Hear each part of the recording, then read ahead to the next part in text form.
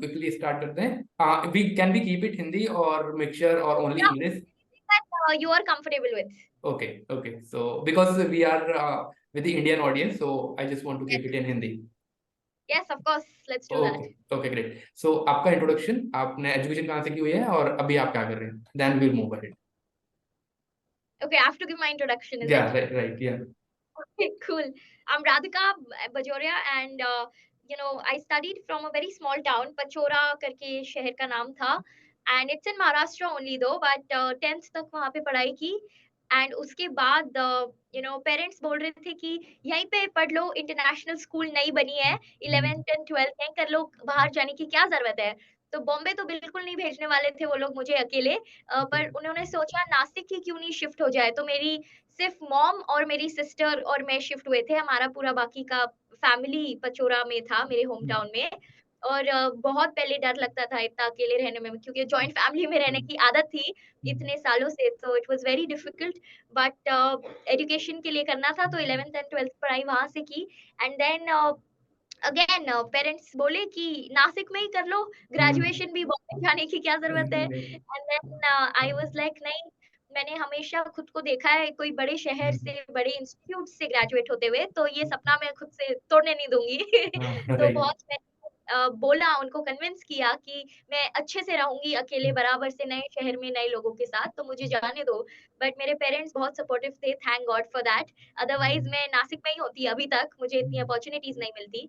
तो ग्रेजुएशन के लिए फिर मैं बॉम्बे आ गई, मैंने बैचलर्स इन मैनेजमेंट स्टडीज पढ़ाई की, उसमें मैंने मार्केटिंग का स्पेशलाइजेशन किया। ओके। पर उसमें भी एक इंटरेस्टिंग स्टोरी है, क्योंकि जब मैं तुमको नासिक का बताती हूँ एक एक्चुअली, हाँ, क्योंकि वो ओके, उससे रिलेटेड है। तो ओके। जब मैं 11th में थी, ये तुम लोग का होता है ना कि क्या करना है, साइंस करना है हम्म। कि कॉमर्स करना है या आर्ट्स। तो राइट, मेरे राइट। को भी बहुत कंफ्यूजन था, मतलब इतने लोगों को मैंने पका दिया था कॉल कर करके, क्या करूँ मैं, मतलब क्या पढ़ाई करूँ आगे, मुझे समझ ही हाँ। नहीं आ रहा है। और मुझे साइंस में हमेशा से शौक था, क्योंकि मैं जानना चाहती थी कि हम जो इस संसार में है, इस धरती में है, इसमें हमारा क्या रोल है। How does physics play a very important role in terms of our natural forces, how does biology make us a human being, how do cells inside us work.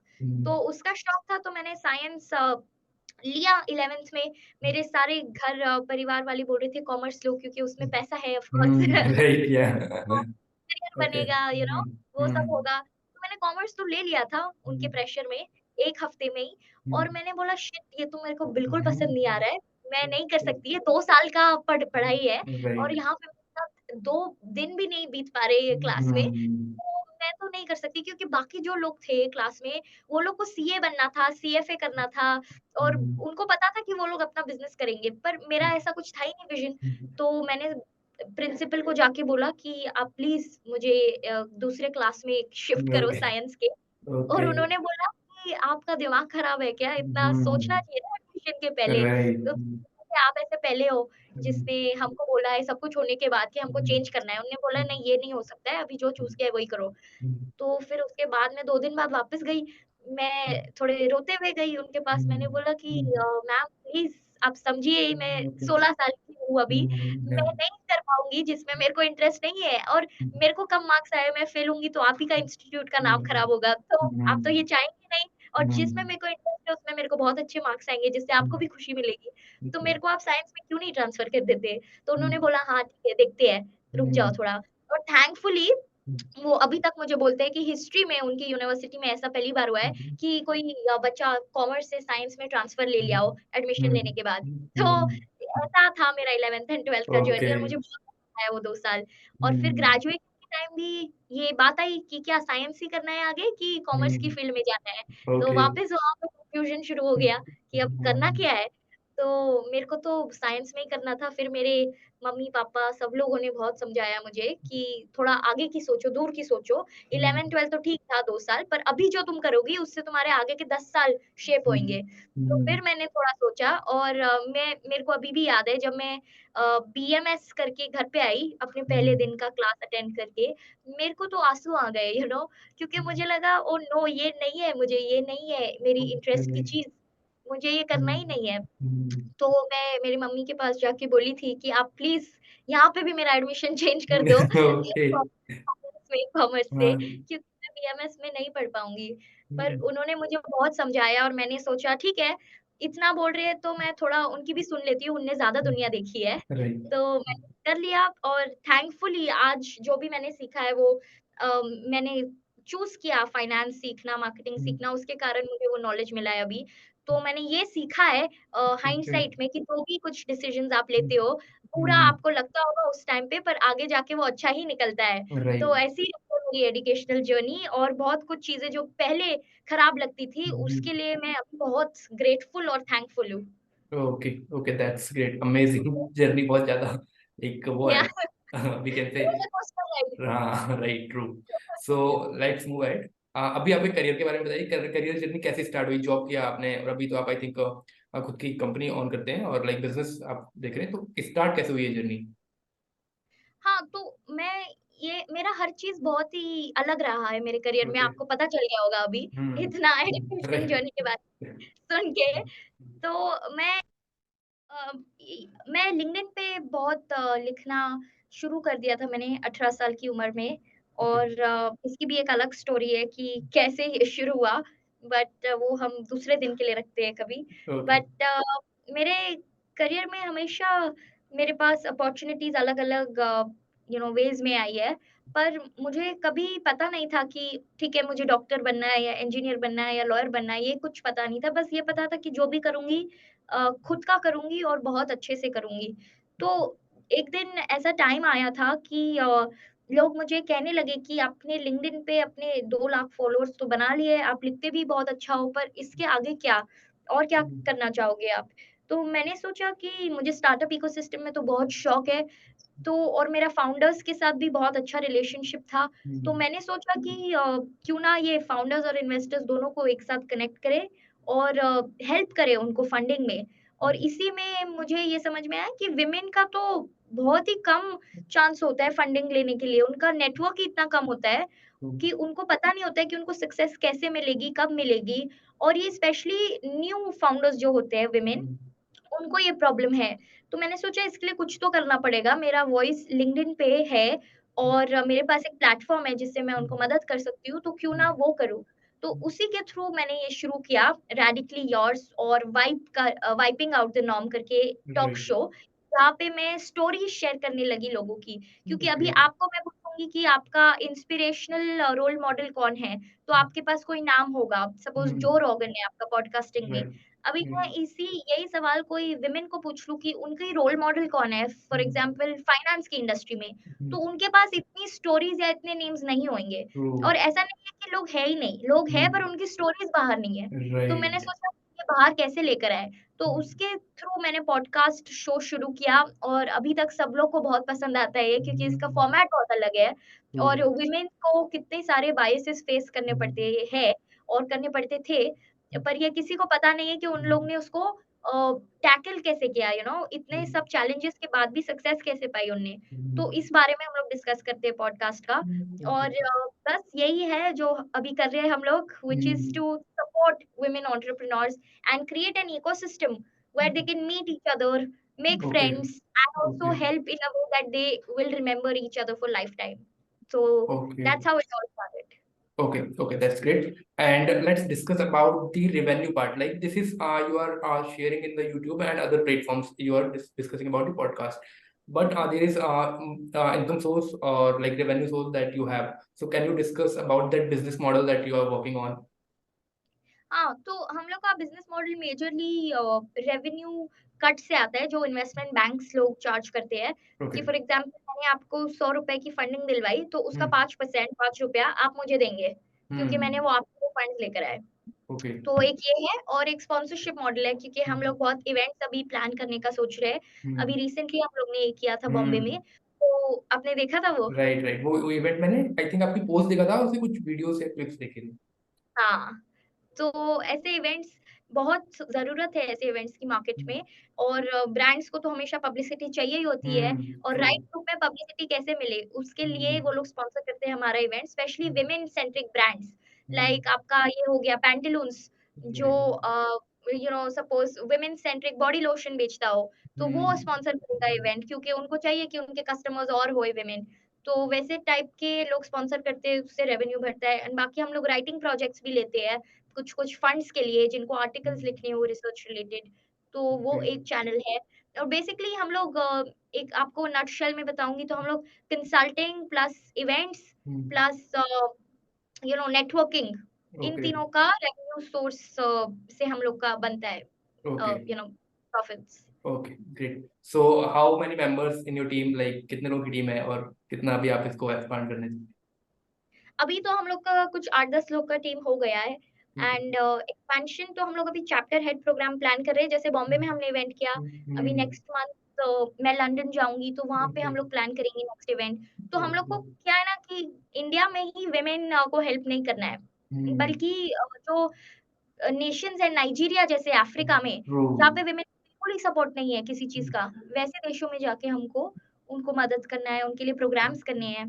तो वैसे हम लोग इंटरनेशनली एक्सपैंड करेंगे, but जो हम लोग का core team रहेगा लीडरशिप, वो ओके। आई थिंक 10 लोगों का ही रहेगा अभी एटलीस्ट 1-2 साल के लिए। Okay, great. So, with this, we can say business model, you are directly connected with the startup founders and the investors, right? So, what culture going on in the market right now? Like, AI side culture चल रहा है या फिर किस तरह के businesses ज़्यादा grow हो रहे हैं? एक्टिविटी होने वाली और हो रही है। हम्म। बाकी दूसरा हेल्थ रिलेटेड है, बिकॉज़ इंडिया में अभी भी इतने लोग हैं जो बीमारी से मर जाते हैं, उनके पास Okay. इलाज की सुविधाएँ नहीं हैं और हम्म। बहुत कुछ स्टार्टअप्स इस प्रॉब्लम के लिए सॉल्व करना चाह रहे हैं, तो उसमें हम्म। बहुत एक्टिविटी है। डायबिटीज़ फॉर एग्ज़ाम्पल बहुत ही बड़ा मार्केट है। Okay. आजकल हर दूसरे जन को डायबिटीज़ हो रहा है 50 साल हम्म। की उम्र के ऊपर, तो Great. उसके लिए हम लोग कैसे कुछ सॉल्यूशन बिल्ड कर पाएँ जो इफेक्टिव है, फास्ट है, क्विक Okay. है, वो है। बाकी कंज़्यूमर में तो बहुत सारे न्यू वैराइटीज़ आ रही है, जैसे कि आप नूडल्स की बात कर लो, तो हम्म। नूडल्स में एक हेल्दी नूडल ब्रांड है विकेड गुड करके, जो शार्क टैंक पे भी आया था। हम्म। उन्होंने शुरू की है कंपनी। फिर आपकी टूथब्रश और टूथपेस्ट की कंपनी एक नई आई है करके, उसका नाम मैं भूल रही हूँ। एक सेकंड मुझे उसका नाम याद करने दो। पी से करके कुछ नाम है, मैं आपको Okay. बताऊँगी याद करके, पर Okay. अभी नहीं आ रहा। वो भी शार्क टैंक Okay. पे आई थी। Okay. हाँ। तो ऐसे सारे ब्रांड्स बहुत आ रहे हैं मार्केट में, तो उसका एक्टिविटी भी बढ़ रहा है। बट हाँ, ये 2-3 सेक्टर है जिसमें आप बहुत कुछ देखोगे आगे भी। ओके। सो थोड़ी सी जर्नी बताएंगे, लाइक जो इन्वेस्टमेंट रेज करने की जो जर्नी होती है वो कितनी टफ होती है एक स्टार्टअप के लिए, या उसके की पॉइंट्स क्या होते हैं? हाँ, बाय द वे वो टूथपेस्ट और ब्रश का ब्रांड का नेम परफोरा है, मुझे ओके अभी याद ग्रेट। है। Okay thank you. ओके। हाँ, ऑफ कोर्स कोई भी जर्नी टफ होती है, भले ही फंड-रेज़िंग हो या यू नो अपना चाइल्ड बर्थ की जर्नी हो, सब सारी जर्नीज़ टफ होती है। ग्रेट। बट मज़ा तो तभी आता है ना जब थोड़ा चैलेंजेस हो। ओके। तो इन्वेस्टर एक्चुअली पैसा रेज़ करना ज़रूरत नहीं है। सबको लगता है कि अरे मेरा वैल्यूएशन बढ़ जाएगा, मुझे बहुत फ़ेम और नेम मिल जाएगा ये सब करके। पर इन्वेस्टर तुमको पैसा तभी देगा जब तुमको एक्चुअली ज़रूरत हो और तुम्हारे पास एटलीस्ट 5 साल का विज़न है कि तुम क्या करना चाहते हो कंपनी के साथ। और तुम मनी तभी रेज़ करो जब तुम कंपनी से थोड़ा दूर रह सकते हो। क्योंकि अगर तुमको लगेगा कंपनी मेरी है, तो तुम किसी और को दे ही नहीं पाओगे और वो कंपनी बड़ी हो ही नहीं पाएगी। तो अगर तुम खुद से थोड़ा दूर हट के कंपनी की ओवरऑल ग्रोथ के बारे में अगर सोचते हो, तो इन्वेस्टर मनी लेकर आओ, क्योंकि बहुत लोग खुश हैं अपनी खुद का बिज़नेस चला के। उनको किसी और की ज़रूरत है नहीं। पर कुछ लोग को बहुत बड़ा करना होता है, पर वो बड़ा करने के लिए भी प्राइस पे करना होता है, जो कि कॉम्प्रोमाइज़ भी होता है उसमें बहुत, और ये बहुत लोग नहीं बोलते हैं फंड रेज़िंग के बारे में। तो आई थिंक बहुत लोगों ने अगर शार्क टैंक देखा होगा तो उनको पता होगा फंड रेज़िंग कैसे होती है। ट्रू। उसमें तो हर एपिसोड में बताया गया है। तो आई थिंक आजकल बहुत सबको प्रोसेस बहुत पता है, पर कब रेज़ करना है और कैसे रेज़ करना है, ये थोड़ा चैलेंजिंग है। बट आई थिंक अगर आपका बिज़नेस अच्छा है, तो इन्वेस्टर्स खुद आएँगे आपके पास, आपको जाने की ज़रूरत भी नहीं पड़ेगी। Okay, that's great. That's great. And at last, we will just discuss about some suggestions, some guidance जो आप स्टूडेंट्स को देना चाहते हैं, जो कॉमर्स फील्ड से है, या फिर ओवरऑल लाइफ लेसन जो आप देना चाहते हैं, जो आपने सीखा हो अपनी लाइफ से।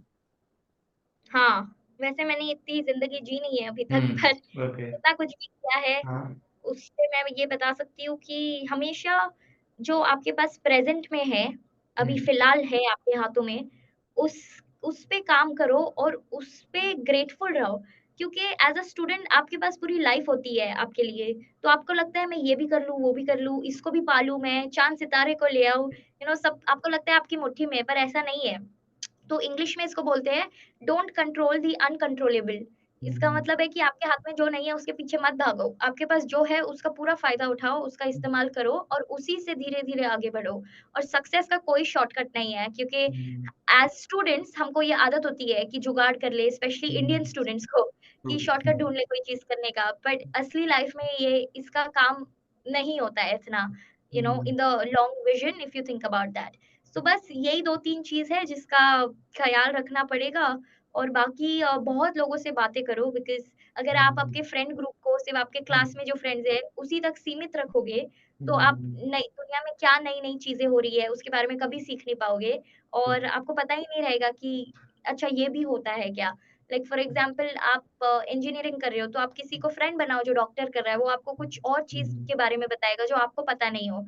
और तो जब तक आप लर्न करते रहोगे तब तक आप ग्रो करोगे, इवॉल्व करोगे और जब आपकी लर्निंग स्टॉप हो जाएगी, आपको लगेगा लाइफ बोरिंग है, लाइफ में कुछ करने के लिए है ही नहीं, वो मीनिंगलेस है and that is not a very good situation to be in. So always keep that mindset to keep learning from everyone. And lastly, जो आपको कुछ कभी दे नहीं सकता, उसको भी रिस्पेक्ट करो।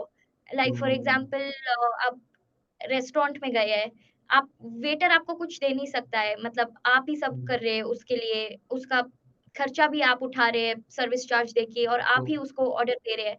पर ऐसे आदमी को अगर आप रिस्पेक्ट कर सकते हो, तो वो आपका कैरेक्टर बताता है कि अच्छा आप कैसे इंसान कैसे हो। क्योंकि एट द एंड हम लोग जब चले जाते हैं इस धरती से, जो भी आपने पैसा, नाम कमाया है, वो सब चला जाता है। आप एक इंडिविजुअल की तरह जाते हो, जैसे ही आप दुनिया में आए थे।